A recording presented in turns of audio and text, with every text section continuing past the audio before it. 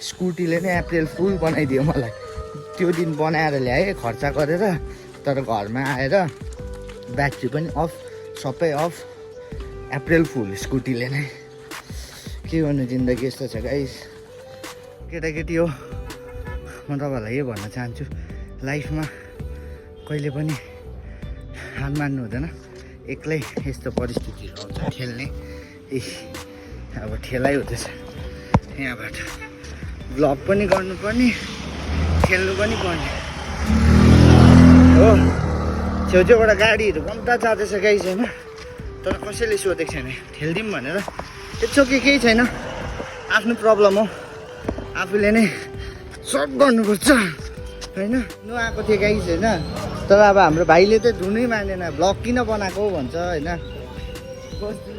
No no no भाइ, म गएको, म रेला गरेको होइन नि त भाइ। किन म यहाँ धुनु आएको तिम्रो कस्टमर हो, तिमी अब धुँदिन भन्छौ के भन्नु। अरू जग्गा गइ किन धुन्छु। होस् होस्। All right, well, good morning. So, hello me. Good morning guys. So, आज चाहिँ म सिलगढी जाँदैछु है।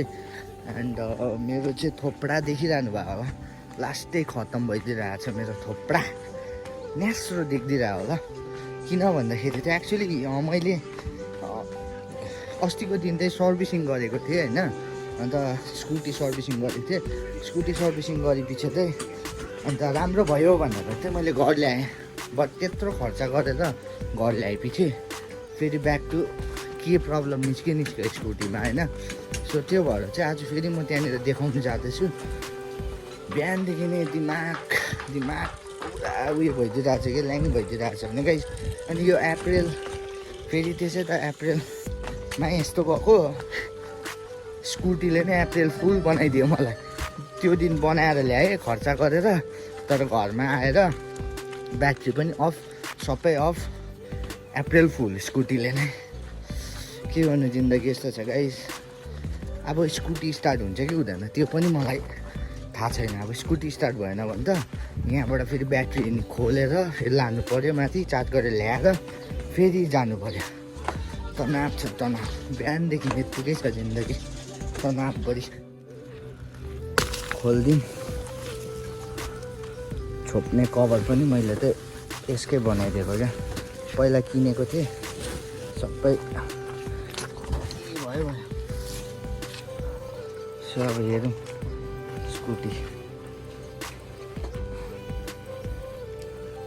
स्कुटीमा चाहिँ त्यत्रो खर्च गरेछ गाइस। अहिले त भयो है, ब्याट्रीको प्रब्लम देखाउँदैछ हो।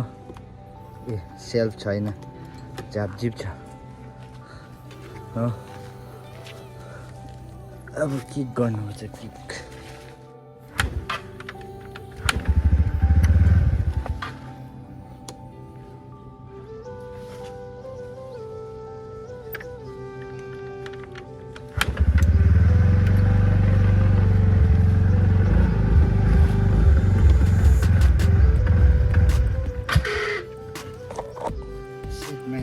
यस्तो हुँदैछ,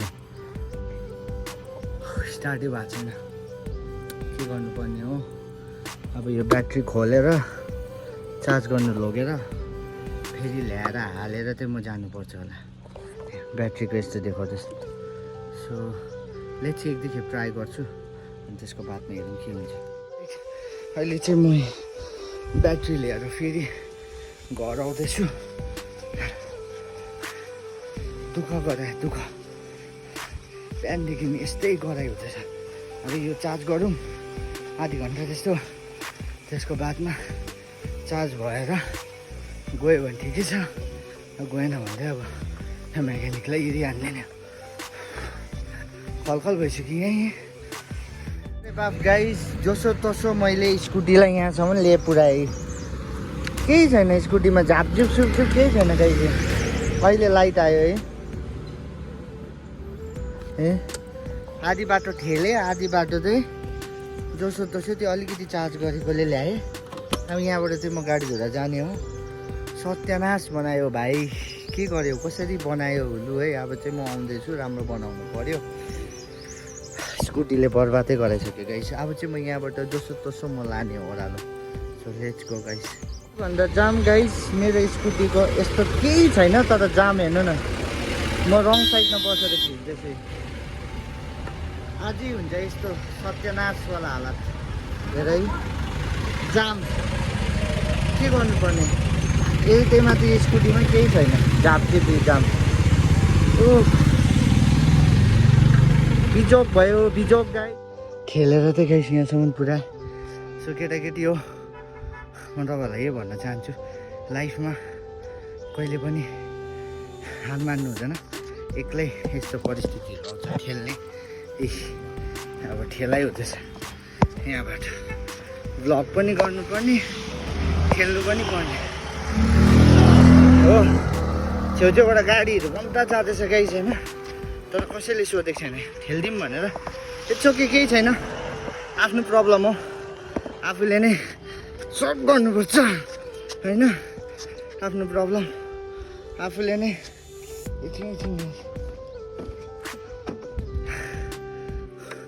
आफ्नो प्रब्लम आफूले सल्भ गर्नुपर्छ होइन गाइस, यस्तै हो।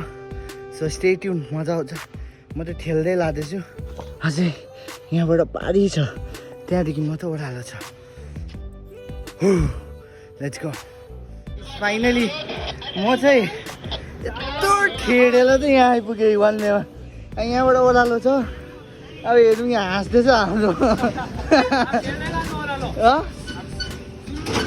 होइन यहाँसम्म चुलुलुलु हो अब त।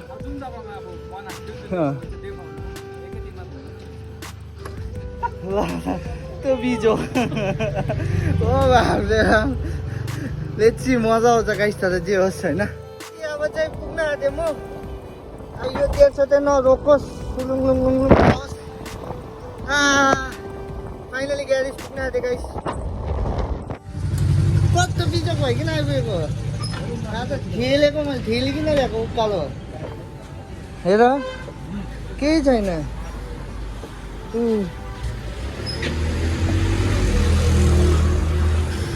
हेरिदेऊ त लु त राम्ररी, अब चाहिँ कुछ गरिदेऊ त। यस्तो बिजोक बिजोक बिजोक छैन। ब्याट्री उठाउँदैन, चार्ज गरेको उठाइ उठाएन। भयो चार्ज भएर चाहिँ। हेडलाइटहरू चाहिँ केही बल्दैन त अन्त हो। यहाँबाट राम्रै गएको, माथि गएर चाहिँ म त ब्याट्री भनेर सोचेँ होइन। त्यहाँबाट चाहिँ ठिकै छ नि त, ब्याट्री प्रब्लम रहेछ भनेर चाहिँ उयो गरेँ। त्यहाँबाट चाहिँ तिम्रो के भयो भन त? त्यहाँबाट चाहिँ ब्याट्री हाले उयो गरेँ होइन, ब्याट्री चार्ज गरेँ, छैन झापझिप। सत्यनाश हो गेलबा। म चेक गर्दैछु उसले।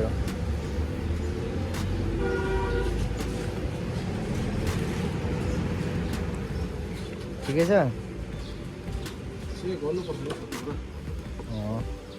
के त चेक गर्दैछ, त्यो त ठिक छ कि ठिक छैन त्यो त भन न।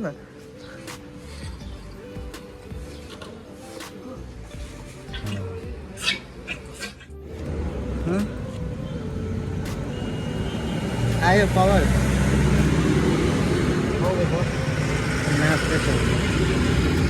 के छ अरे, सानो समस्या थियो अरे। यो पालि चाहिँ अब अलिक खत्रै बनाइदेऊ है साथी, अब एकचोटि प्रब्लम नहोस्। बारम्बार यसरी ल्याउनु सक्दिनँ। के हो के खोलिरहेको छ आर्मिचरहरू के भाइ। अब चाहिँ फाइनली बाइक बन्यो। एक्चुअली त प्रब्लम चाहिँ के रहेछ यसको भन्दाखेरि, केसमा भन्यो साथी? आर्मिचर पोइन्ट है।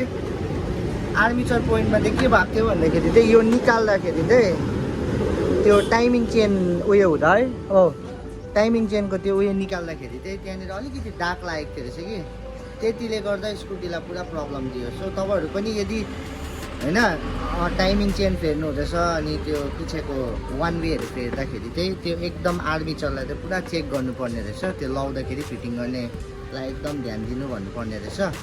किनभने खासमा त केटाहरूले ध्यान दिएरै गरिदिएको हो, तर कोही बेला मिस्टेक हुन्छ त्यस्तो सानो त्यो दाग मात्र लाग्यो त्यो दागले नै यतिको प्रब्लम देख्थ्यो तर मैले अरू जग्गामा देखाएको भए चाहिँ फेरि वात्तै सबै चेन्ज गराएर हो बर्बादै बनाइदिन्थ्यो सो मैले अघि भन्दै थिएँ यो कुनै के प्रब्लम भनेर त्यो केही प्रब्लम थिएन रहेछ सबै त्यहाँभित्रै प्रब्लम थियो रहेछ दाग लागेरै सो लेट्स सी अब फाइनली अहिले चाहिँ चेक गर्दा यतिको भयो फेरि हो स्टार्ट गर्दै त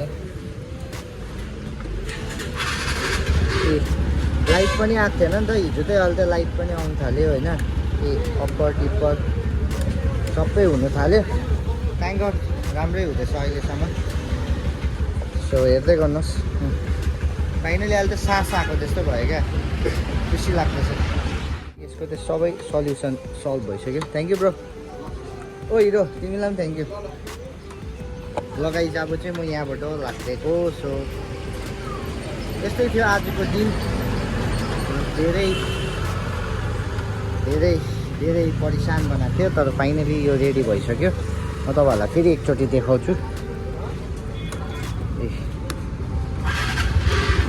स्टार्ट पनि भयो लाइट पनि बल्नु थाल्यो ओके गाइस सो फाइनली यो चाहिँ भयो अब यसलाई म वास गरिदिन्छु देन म यहाँबाट घर जाने धुनु आएको थिएँ गाइस होइन तर अब हाम्रो भाइले चाहिँ धुनै मानेन ब्लग किन बनाएको भन्छ होइन